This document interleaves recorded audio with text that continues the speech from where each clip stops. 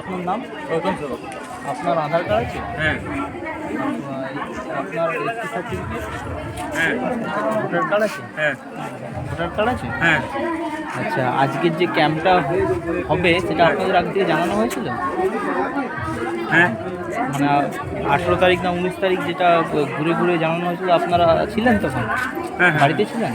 হ্যাঁ আচ্ছা, ক্যাম্পে এসে আপনার কোনো সুবিধা অসুবিধা কিছু বলতে পেরেছেন? হ্যাঁ কী অসুবিধা ছিল আপনার? কি লাইট জল লাইট আর জল?